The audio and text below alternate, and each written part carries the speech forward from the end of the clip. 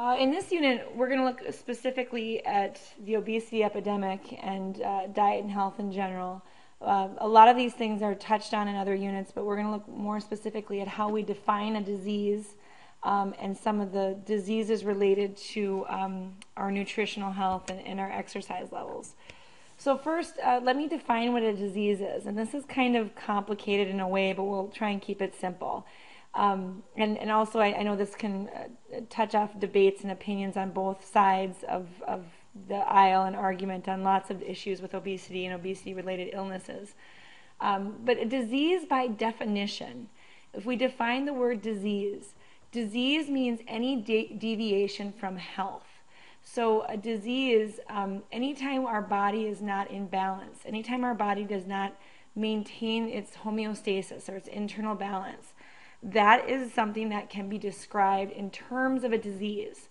Now that's a pretty large umbrella if you think about it. The common cold, the flu, those things can be considered diseases by straight definition. Also falling under this category would be things like alcoholism, obesity. Not just, a lot of people when they think of disease, they think of HIV/AIDS, or they think of cancer, or they think of something like that, rheumatic fever, they think of smallpox. Those are diseases. And yes, all of those do fall under the category of disease, but by the broad definition of what a disease by definition is any sort of deviation from health. And so that includes all sorts of things. It can include things that don't last very long. It can include things that are chronic, that last a long period of time. It can include things that you contract. It can include things that are related to your genetics, towards your environment. It can be linked to things that are preventable, things that are caused by human habits and human behavior, or things that are completely unpreventable. So again, so when you hear that word disease, it doesn't necessarily negate personal habits or personal responsibilities because maybe some sort of condition falls under the disease category. It's a broad definition term used to categorize anything that falls under this deviation of health category. In general, we categorize diseases into two major camps. And again, even with this, you'll see some overlap. But when we think of diseases in broad terms, we have what are called infectious diseases and degenerative diseases. Infectious diseases are just like what the name says. These are diseases that are caused by what we think of as an infection. We are exposed to some sort of virus or bacteria or some other parasite, some other microbe. It can be transmitted from one person to another by touching hands or sexual activity or some sort of contact, or by food, any sort of bacteria in food, or improperly maintained temperatures on food. Or it can be transported by mosquitoes or fleas. Currently summer is here, and at the recording of this lecture, it's summertime, and there are wood ticks everywhere. And so everyone's worried about Lyme's disease. So that's an example of an infectious disease. So any sort of disease that can be transmitted from one person to another, transmitted from an animal to a person, some sort of animal vector or insect vector, that is an infectious disease. So typically a microbe is what causes the deviation from health. And those microbes have many different types of pathologies. They affect your systems in different ways. And sometimes it's not even the microbe itself that makes you sick, but some of the toxins that the microbe produces that make you sick. So microbes can compete with you for your own resources, and that can make you sick. Or they just they produce different toxins that make you sick. So those are our infectious diseases. Degenerative diseases, these are what we refer to as chronic diseases in general. Chronic means long-lasting, and typically they're irreversible diseases, and they're characterized by this degeneration or this devolving of body organs. Your body systems progressively get worse and worse, so that's why they're referred to as degenerative. They can be due in part to personal lifestyle elements, such as poor food choices, smoking, alcohol use, lack of physical activity. There are some chronic diseases that fall in this category that are degenerative that might not result from lifestyle elements, but in general, most infectious diseases are caused by caused by some sort of infectious agent, and most degenerative diseases are chronic diseases that result from a lot of personal choices. Some other things fall in here. No doubt about it, cancer can be looked at as a chronic type of degenerative disorder. HIV/AIDS is a chronic degenerative disorder, but it's an infectious disease as well. It's caused by the HIV virus. So you can see where there are some diseases that kind of bridge between these two, but that we do have two kind of major categories in which we try and group these diseases.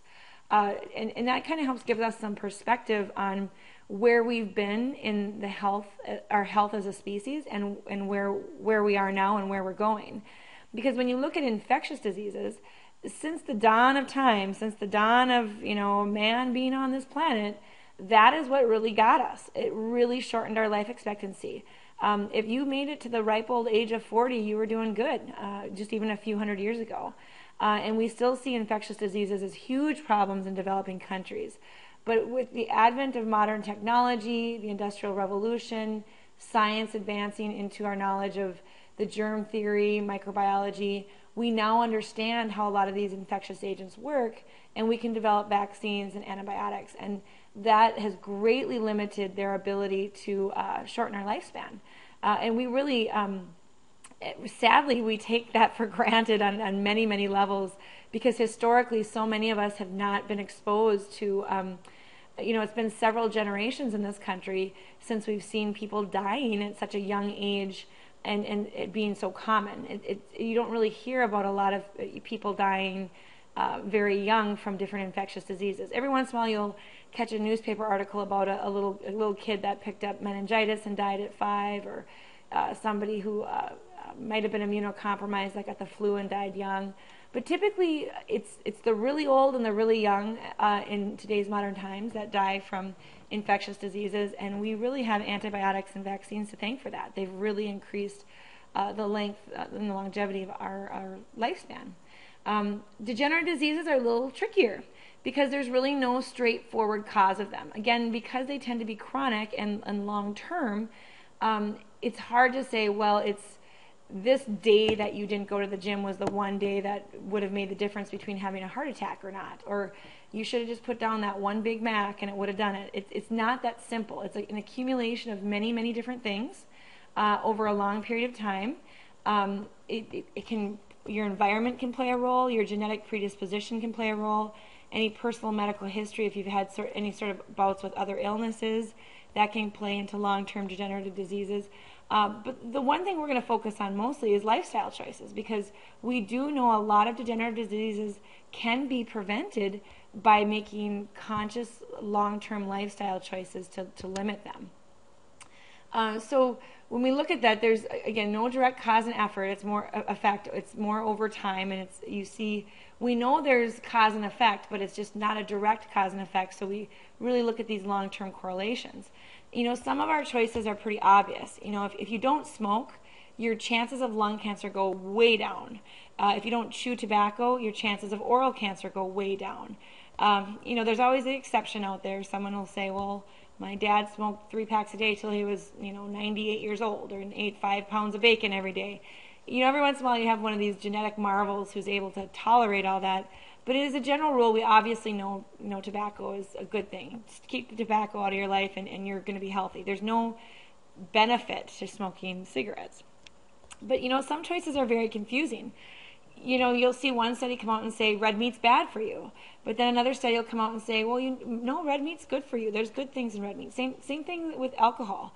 They'll say alcohol is good, but in moderation. Well, how do you define moderation? It might be different from how I define moderation. Maybe you think 1 glass of wine is moderate. Maybe I think a bottle is moderate. So we all look at these things different.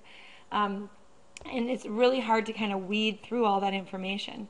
And then, of course, genetics play a role too. So some people are affected more by their choices than others, and it makes it difficult to convince people to change when they have a friend who, their bad cholesterol's in good hands, and their good cholesterol's nice and high. Their triglycerides are low. They weigh 110 pounds. They're super skinny.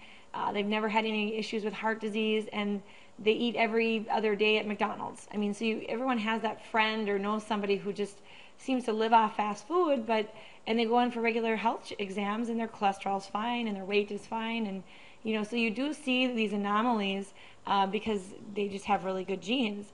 Then you also see people who really eat healthy and work hard at it, but they might have a history of heart disease in their family, and maybe have had relatives die in their 30s and 40s from certain diseases. So it's really hard to convince people to change their lifestyles, because they do know that we all know that there's a certain amount of genetics that plays a role that we can't change.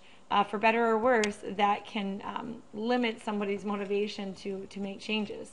And I like this chart because it just kind of shows you a list of some of the usual suspects that are part of the degenerative disease category. Cancers, hypertension, again, that's high blood pressure, type 2 diabetes, osteoporosis, this is thinning of the bones, atherosclerosis, this is the plaque buildups in the arteries, obesity, stroke, diverticulosis, again, that's outpocketings in the intestinal system, dental and oral diseases.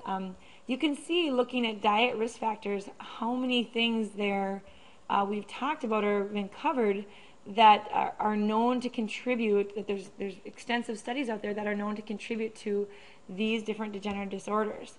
Lots of boxes are checked here. And over here, this kind of shows, we know genetics, we know age, those things will also affect it as well, and we can't control for those things, but here are some other risk factors too that we can control for.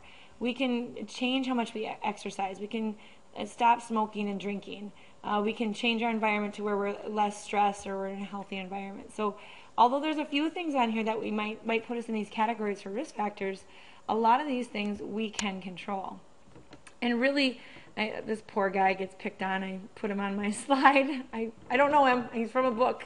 But he's showing what we all do. He's got the soda and the candy bar and the Cheez-Its and the popcorn. And it really is a downward spiral. When you have bad choices, they tend to lead to more bad choices. And if you just think about it, if you overeat, you increase how much body fat you have.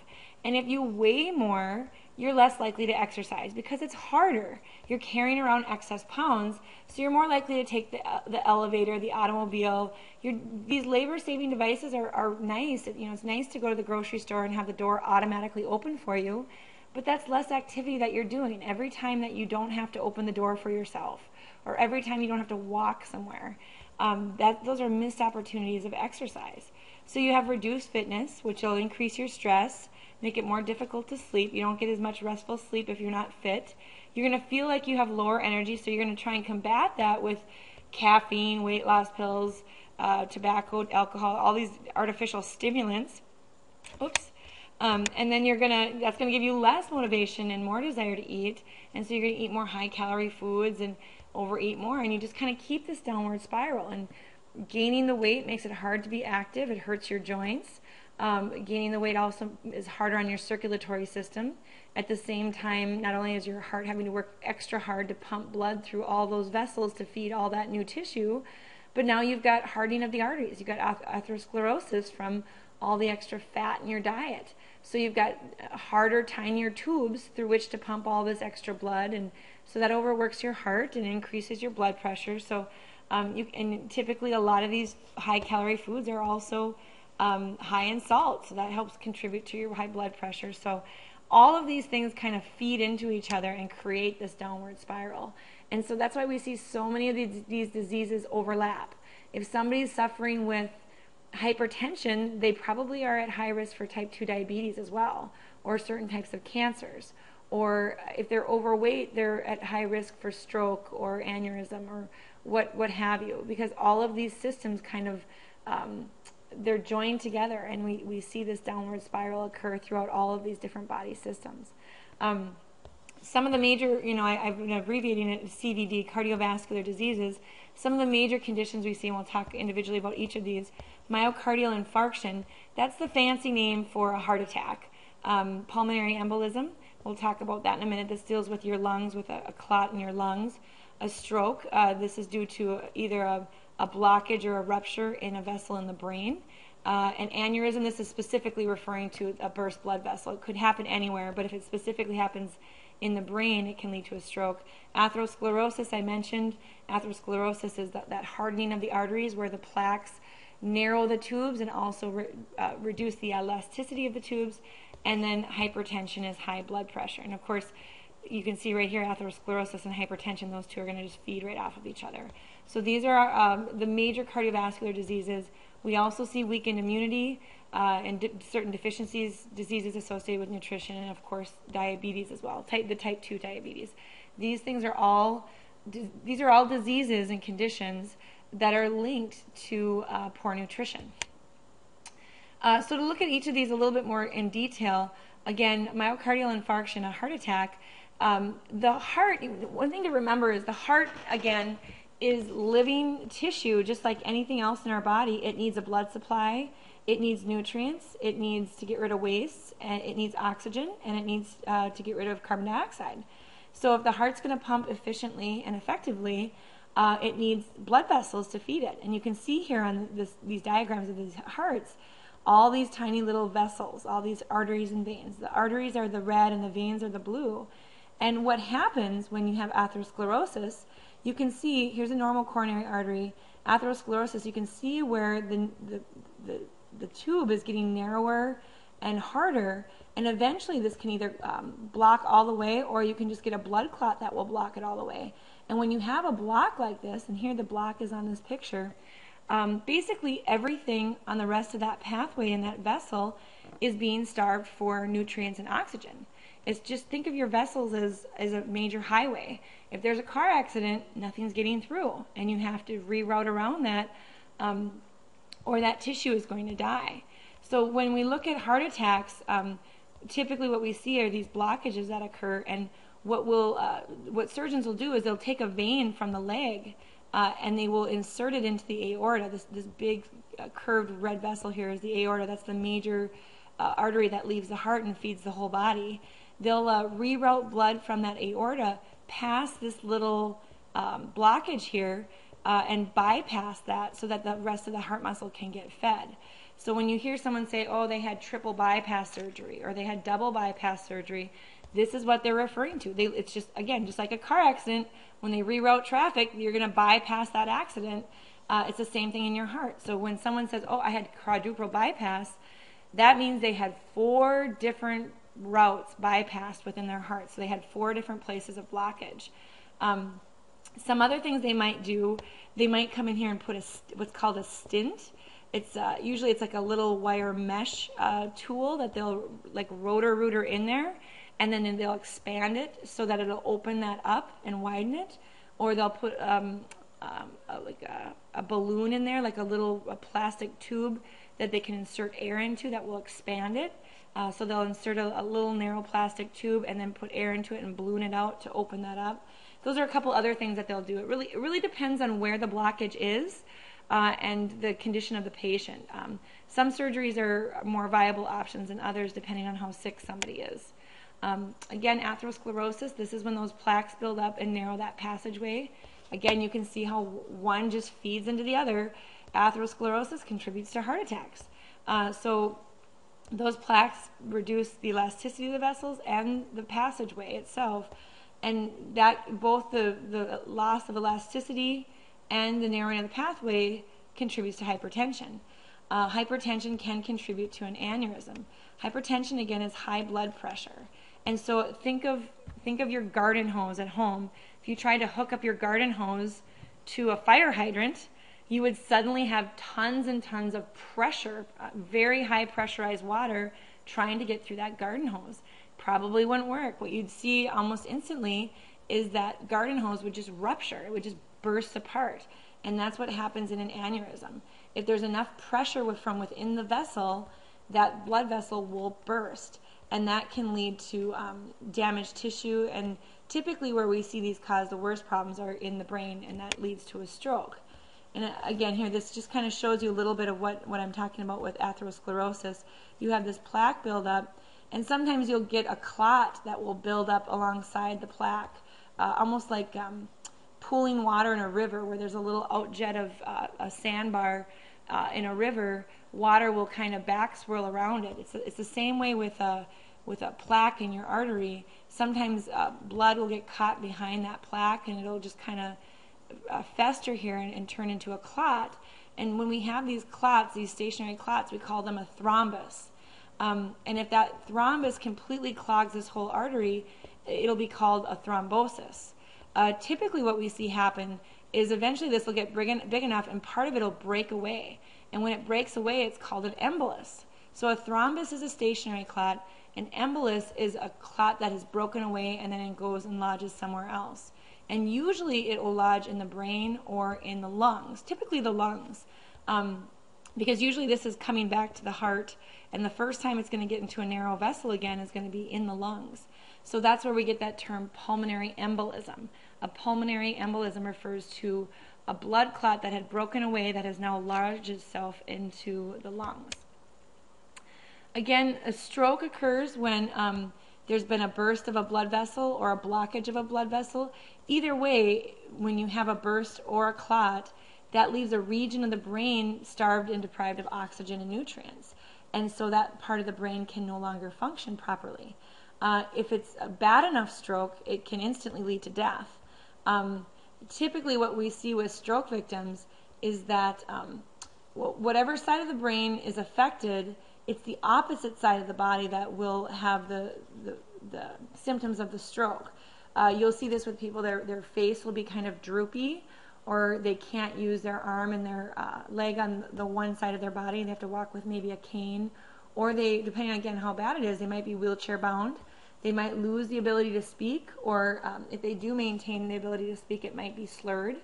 Some things to remember about a stroke: they've gotten really good at developing anticoagulant drugs and clot busters. So if you can get a person who is suffering from a stroke to a doctor quickly, if you can get them to the emergency room and say, hey, I think this person's having a stroke, if it's a block that's causing the stroke, they can get drugs in there now to break up this clot quickly enough to where you can almost completely reverse the symptoms of a stroke.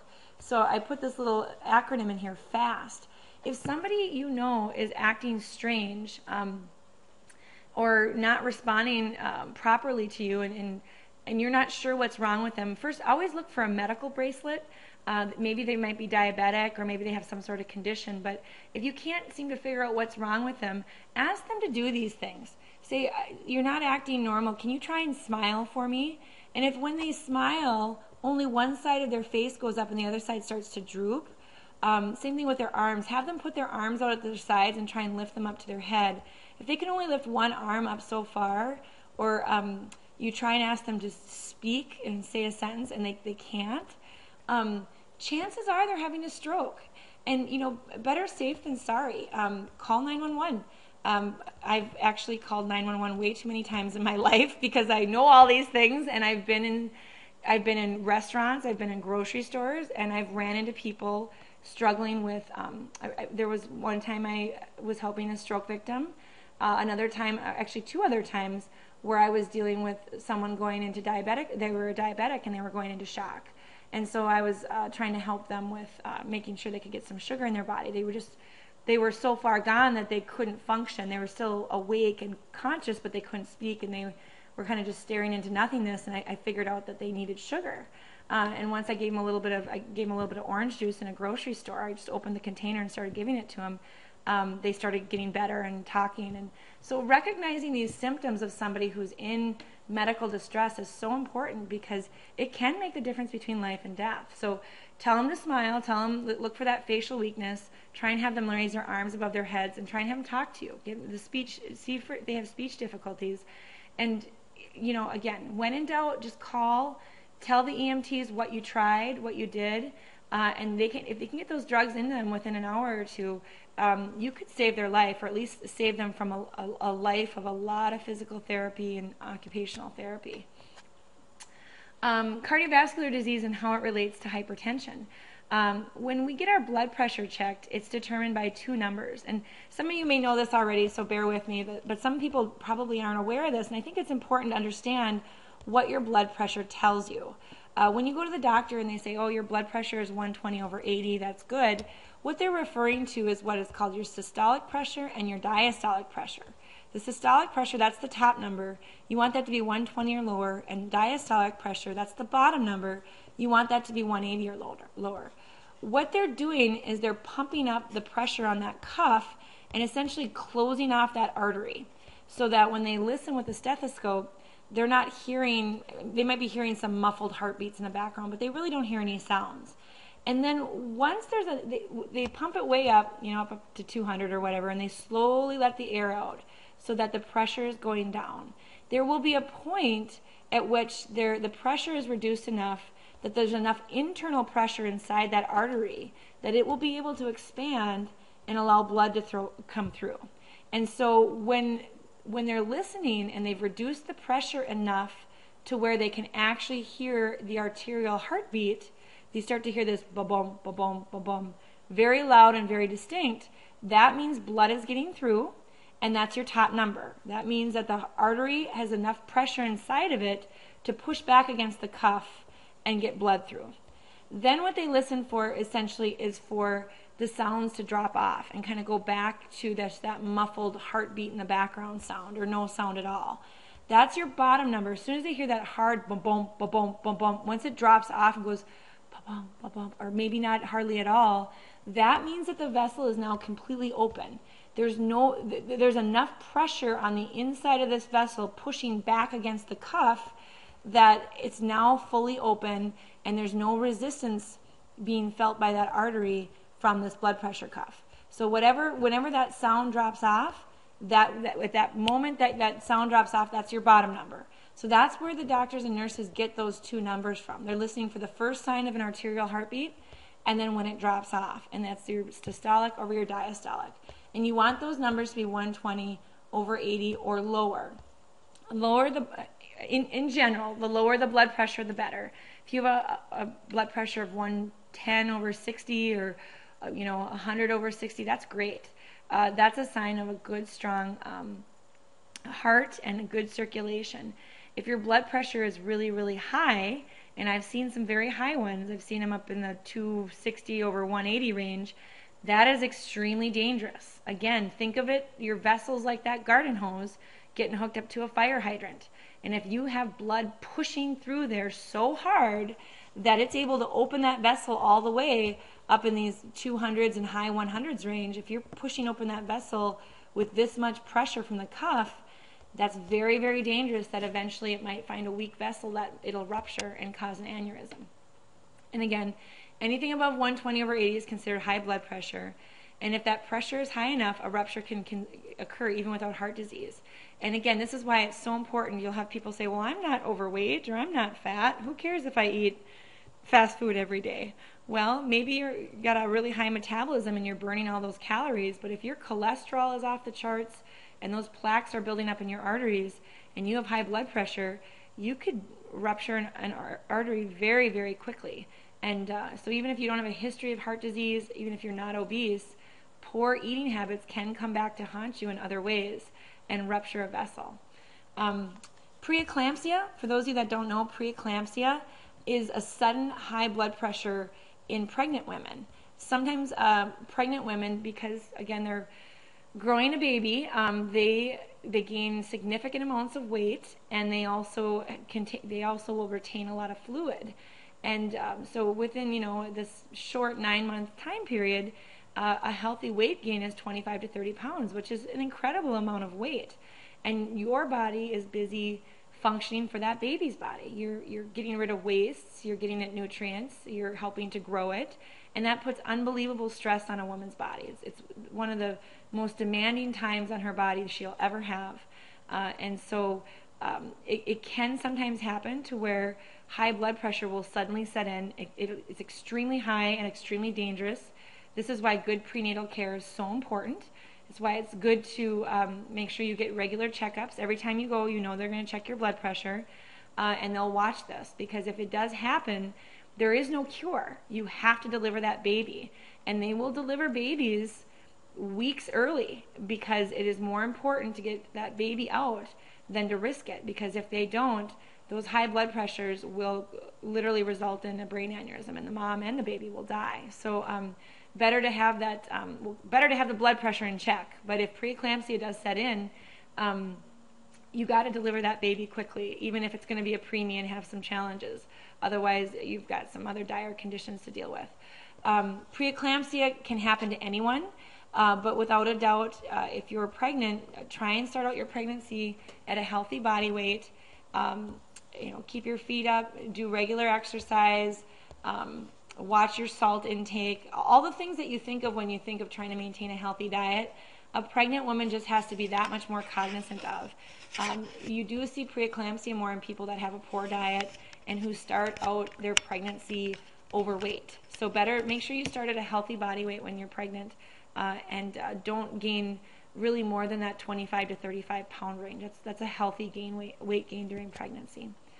Again, with this downward spiral, all these diseases, you can see they're interrelated and they have the same causative factors. And one bad behavior contributes to multiple disease pathogens, and then each disease tends to worsen the other. Cardiovascular diseases like hypertension, atherosclerosis, they worsen each other.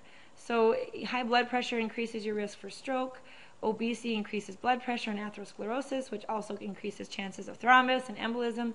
That increases the chance of heart attack, and so on and so on. So you see all of these things just compound each other.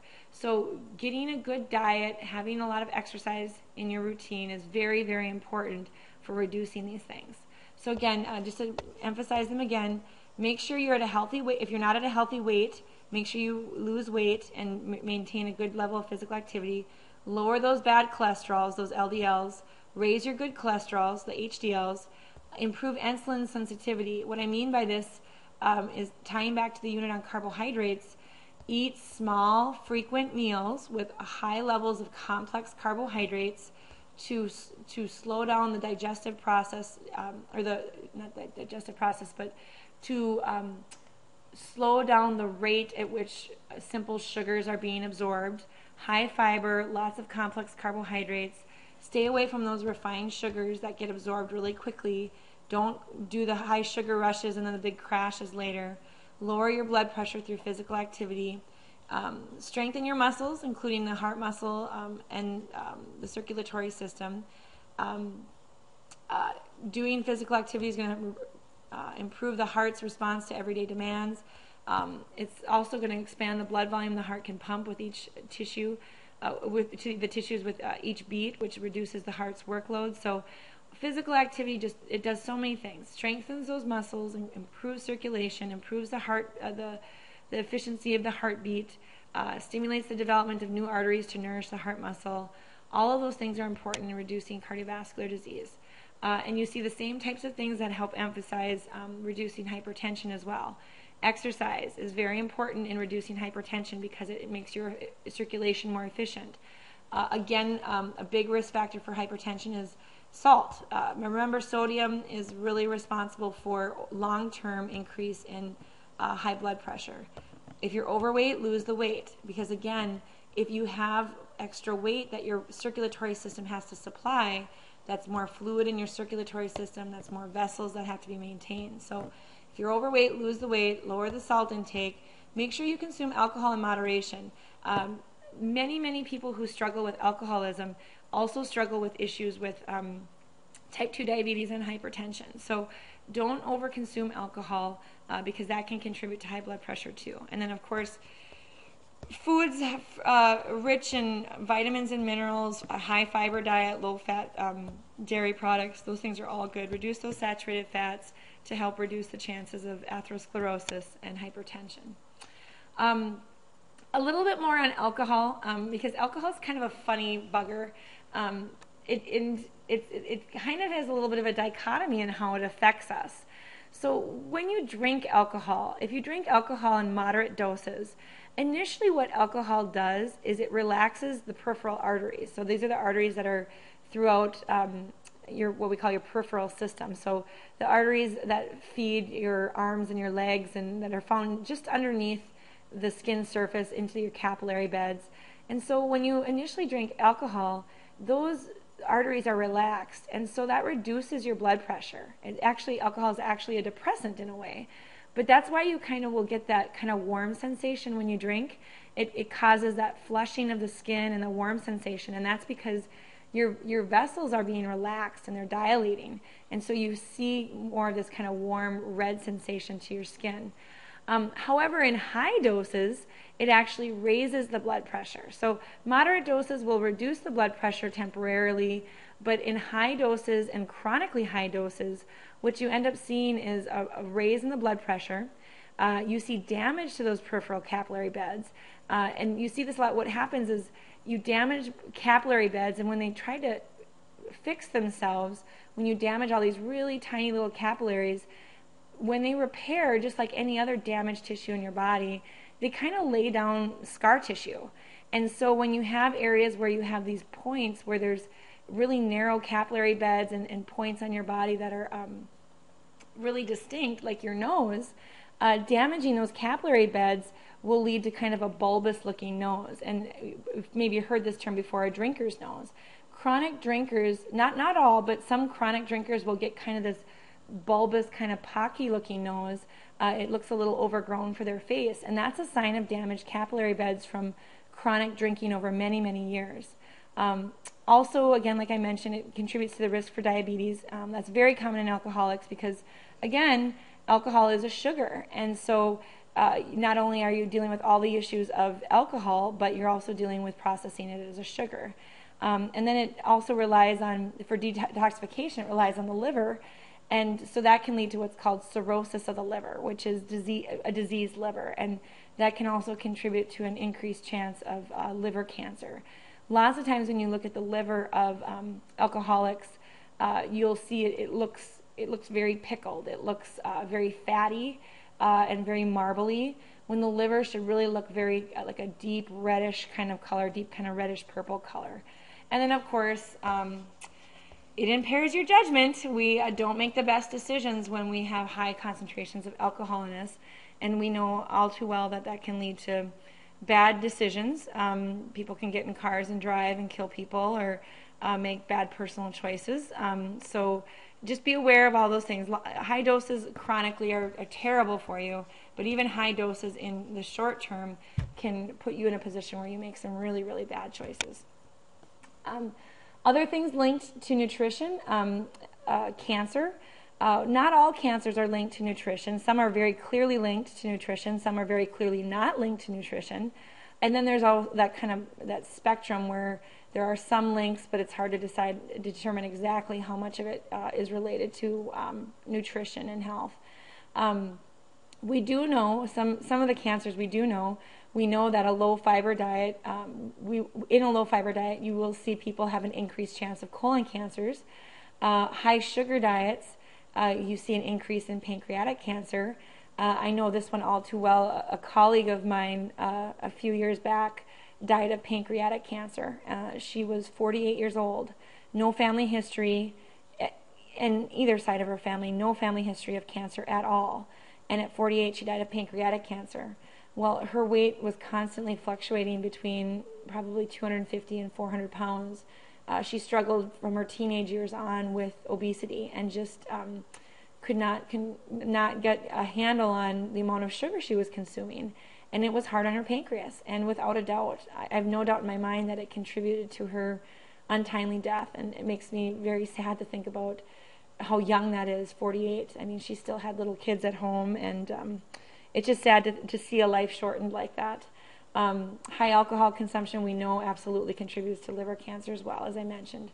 And then also, you know, that burgeoning area of study, the phytochemicals, we know fruits and vegetables have all these phytochemicals, and we know that they're good for us, but it's hard to nail down exactly cause and effect. But we do know that there are strong correlations, and not having fruits and veggies in your diet does, you know, have implications in the cancer realm. And really, there's so many correlations, again, but it's hard to nail when you have a chronic disease like obesity. It's really hard to nail down specifically how much of a type of cancer one might get is linked to obesity, and how much of it is environmental, how much of it is genetic. But without a doubt, those lifestyle choices we can affect change on, and by affecting change on those lifestyle choices, we can lead a healthier life and reduce our chances of certain types of cancer. Over 97 million people are obese in the United States. That is a staggering number. Again, I don't remember the year I got that number from, but it's relatively recent. It's up there. It's pretty it's pretty sad to look at. It's about 1 in every 3 people is obese, and there's about 3 million early obesity-related deaths per year. So both quality and length of life are affected by this. And so you have all these obesity issues and obesity-related diseases, and we spend billions every year on obesity-related care. Like I mentioned in another lecture, the amount of money we spend every year on obesity-related care is enough to insure all the uninsured people in America. So when you look at the healthcare debate, you cannot forget to look at the issues surrounding preventative illness, because preventative illness is a huge drain on society. It's a huge drain on individuals. It's a huge drain on us as a society.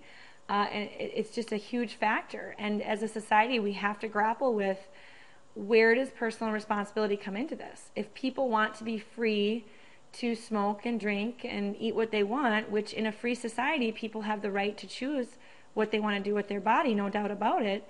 But then where does the responsibility for that lie? Is that when you try to socialize those costs, it's very, very difficult to pay for them, because there just is not enough money to go around to pay for everybody to get health care. And imagine a world if everybody was 500 pounds. There's just not enough doctors and nurses to take care of all the needs of those patients. And so, yes, we are free to make our own choices, and we should make our own choices. But we also have these responsibilities that we have to really think about the consequences of that, and how do we grapple with that as a society. Do you want people making your healthcare decisions for you based on your personal habits? So when we abdicate the responsibility of, how are we going to pay for this? Well, we're going to do this program or that program. It's wonderful in theory, but think about it in the terms of, how does that all pan out in the wash? If somebody else is paying for it, is somebody else also going to be making decisions about what kind of care you get, or how much care you get, or what point of your life are you at, and should you be at the front of the line or the back of the line for care? So those are all things to think about. I'm not saying there's a right or a wrong answer to it, but I always, a lot of students, when we do discussion boards, will say, oh yeah, I think healthcare for all is great, and everybody should have healthcare, and that's not really the issue. I don't think there's a single person out there that wouldn't say everybody should have health care, and that we really want everybody to be healthy, and that's important. But how do we in practicality grapple with paying for it, especially when you live in a free society where people can choose what they want to do with their body? So those are some real serious questions we have to ask ourselves. So things that we can and can't control. How do we get to this point where life is so bad, or not so bad, but where obesity is so bad and our health is so bad? How do we go from being a relatively healthy society and in a modern time with all of these modern technologies to where we're literally going to have a shorter life expectancy than our parents because of our poor habits? Well, there's things that we can't control or didn't do, and then there's things that we can control and change. Some things that we can't control or that we had nothing to do with, you saw portion sizes increase. Portion sizes from the 60s and 70s have, in some cases, quadrupled. When you look at restaurants, people never used to go out to eat. My parents' generation, there were not restaurants. There was the local supper club that everyone went to once a year for New Year's dinner, and now there's a fast food joint everywhere. And so it's different in how we get our food and how we eat our food. High fat, high sugar foods are cheap, they're good tasting, and they're convenient, and they're everywhere.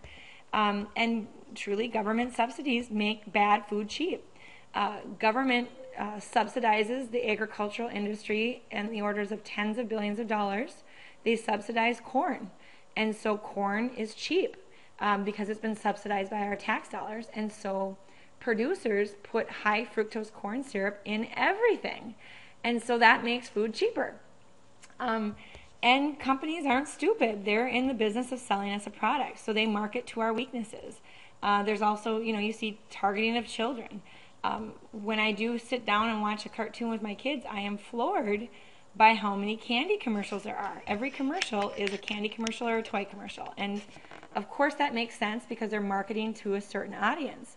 But that encourages them to establish bad habits at a young age. Again, one of the reasons why I don't have cable in my house. But there are things that we can do and that we do control. We eat what used to be considered treats. We eat those commonly in our daily routines. Cut out the soda and just drink water. Try it. I know it's hard to do if you're addicted to your Mountain Dew or you have a Diet Coke every morning on your way to work. Just skip the vending machines, skip the soda, buy a nice water bottle. You can rinse it in the dishwasher. Just fill it with tap water the night before you leave for work or school. Put it in the fridge so it's nice and cold and bring it with you. You'd be surprised not only how much better you feel, but how much money you're going to save. Throw a banana in your backpack. Throw an orange in your backpack. Buy some little Ziploc baggies, those little snack pack bags, and put some carrots in there. Put some sugar snap peas in there. Throw them in your backpack and just munch on them. You'd be surprised how much healthier you're going to feel. Eat out. Instead of eating out, eat at home. The average American eats out more than 3 burger meals a week. I just cringe every time I hear this and read this. It's so hard for me to believe that it's true, because as a nutrition instructor, I try to practice what I preach, and it's a very, very rare occurrence for me to go to a fast food joint. And so to imagine that the average person eats 3 burger meals a week, it's unfathomable. Pack your lunch. You're going to save money and your health. I pack my lunch to work every day. And to use the argument, well, I don't have time, I'm in a hurry, I don't buy it. At the time of this recording, I have 2 children. I am pregnant with my 3rd. My husband works in a city 2.5 hours away from where we live. I work in a city almost an hour away from where I live, and I commute an hour each way so there and back, 2 hours a day. Usually just 3 times a week, but he leaves on Monday morning and is often not back until Wednesday or Thursday night. Last year, his commute, he worked in a city that was 4.5 hours away, and he would leave Monday and not come back till Friday. So essentially, I get what it's like to be a single mom. More power to you, single moms or single dads, single parents. It's a lot of work when you have to take care of the kids by yourself. And I experienced that. Just the nature of our jobs and the nature of his work keeps him away from home many nights a week at different periods of the year. I still pack all my lunches, and I pack all his lunches. On Sunday, when I do my grocery shopping, I cut up all my fruits and vegetables. I put them all in Ziploc baggies. They're all in the crisper drawer ready to go. All I got to do is grab a couple snack packs and throw them in my lunch every morning. And I pack him a cooler. And in the winter, I just put the cooler outside, and in the summer, I put it all in the crisper drawer, and he loads it up in the morning before he goes, and he throws his meals in the fridge where he's subletting a room, and he's got healthy sandwiches, he's got healthy snacks for his whole week. He's not stopping at McDonald's on the way. He's not stopping at Arby's or Chick-fil-A or whatever it may be. He is eating home-prepared meals all week long. Yes, do I, take a couple hours on a Sunday afternoon to do it? You bet I do. But think about how much time you spend driving to McDonald's, sitting in the fast food lane, all that stuff takes time. Where I just get up in the morning and throw it in my bag quick, and it's with me at my office. I save a ton of money, and my family eats so much more healthy. We just don't eat those kinds of meals, and it makes such a difference in both our budget and our overall health. And so do those little things, do those little life-changing habits more and more, that you skip the Starbucks and you just heat up some warm milk and put a little cappuccino flavoring in it.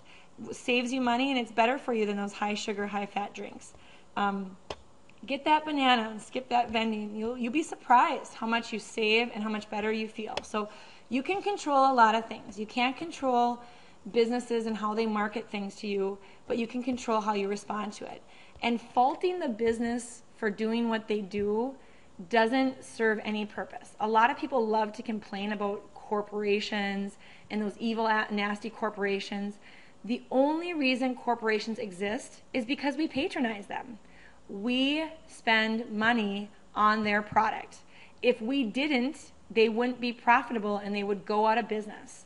They are just in the business of making money like any other person who needs money to put food on the table for their family and a roof over their heads. Corporations produce a product that the public wants. If tomorrow everyone decided not to go to McDonald's ever again, they would have some emergency board meetings and be panicking. We decide where we go and where we don't go. And when we just throw up our arms and say, oh, the corporations are out to get us, that's not a solution. That's just trying to look for a place to lay blame. You have more control than you think you do. And you see this with the advent of whole food co-ops and Trader Joe's and organically grown foods and gluten-free foods. And those didn't spring up because some corporation decided to be nice to us. That corporation was responding to a public demand. The public used their dollars to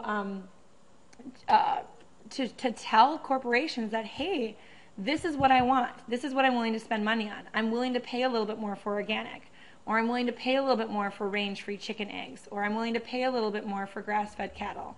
And when they do that, corporations respond.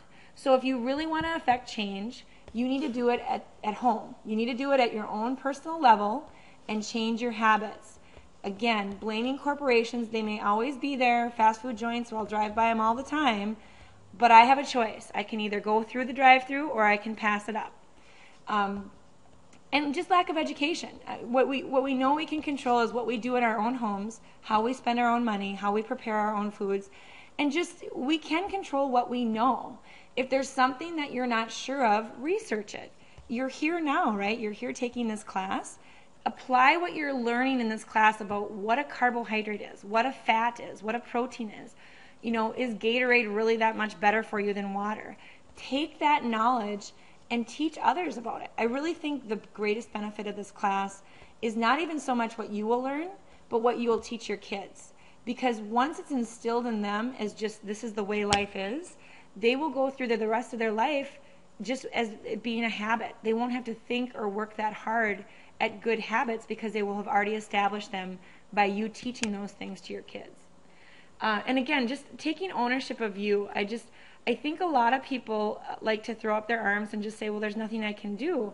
And that's just not true. I've seen it a million times. I've had students who I'll give little tips to throughout the semester, and they will come in as they're turning in their final, they will start crying. And I'll be like, why are you crying? What happened? Was it that bad? And they'll be like, no, it wasn't that bad. They're like, I have to tell you, I took your advice on the first day of class about switching out my soda pop with water, and I've lost 25 pounds. I'm not doing anything different, but I just don't drink soda pop anymore, and I've lost 25 pounds in 5 months. And they're like, it really was that simple. We all have weaknesses. We all have poor habits.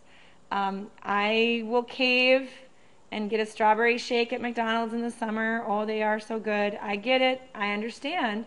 But we all just have to recognize that we have to take ownership of that. There's nothing wrong with having a treat every once in a while.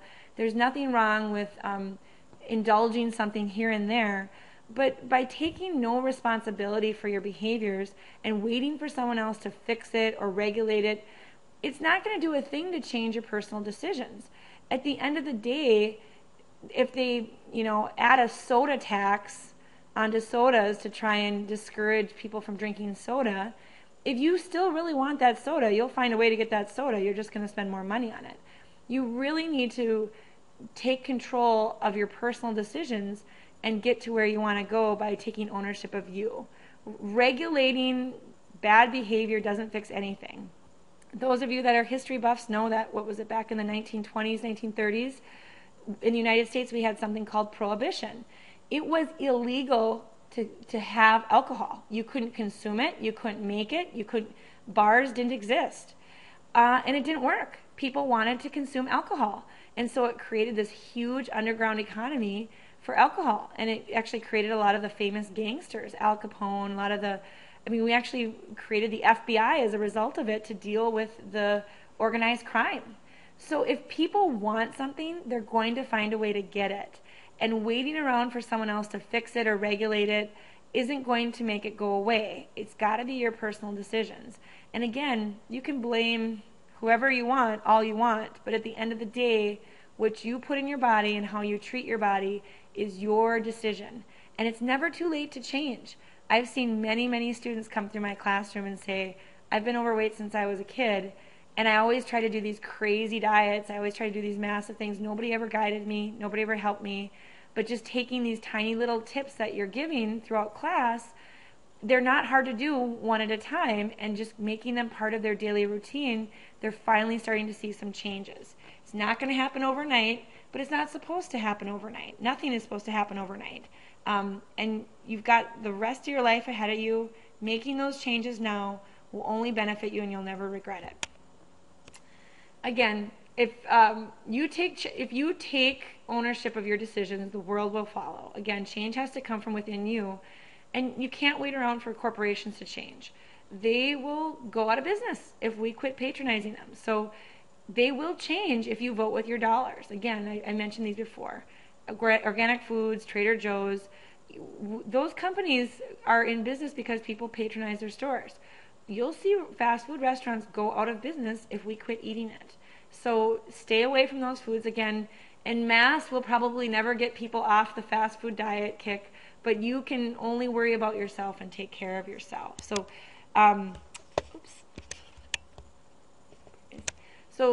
please take these things I say to heart. I just, there's a lot of debate about healthcare and nutrition and who's at fault and who's to blame. And I think all of those things are just such red herrings. I think they're all just distracting us from what the real issue is. Nobody is going to care about you and love you and take care of you as much as you are. And you have to do that. I tell my friends, my family, they're like, how does it work that you're so good to your kids and you're so good to your husband, you seem to have everything together? Well, I don't have everything together. But one thing that I recognized very early on in being a wife and mother is that the most important person in my life is me. I have to do what I have to do to make sure that I'm healthy and I'm happy and I'm getting what I need, because I can't take care of my kids and my husband the way they need to be taken care of if I'm not taking care of myself first. Granted, your kid wakes up in the middle of the night throwing up or has the flu. There are those temporary emergencies where you do put yourself on the back burner, or you do cut out a little sleep, or you do skip the gym that once or twice. But as a general whole, I go to the gym 3-4 times a week. As a general rule, I pack lunches. As a general rule, I go for lots of walks. I put myself first and foremost, because if I'm not healthy and happy, I'm not going to be healthy and happy for my children. So remember that. Remember that you need to take ownership of who you are. You need to take personal responsibility for where you are. Because as long as you're always blaming the circumstances around you for not being where you like to be, there's no way to move forward. Without a doubt, do some people get a bad shake in life? Absolutely. Do some people have a bad childhood? Absolutely. Do some people grow up in extreme poverty? Absolutely. Do some people not know how to eat healthy or never knew this before? Absolutely. But again, you're here now. If you're listening to this, you've come a long way if you started out behind the curve. And so you need to take advantage of that and keep running with that. And your life will do nothing but get better if you do that.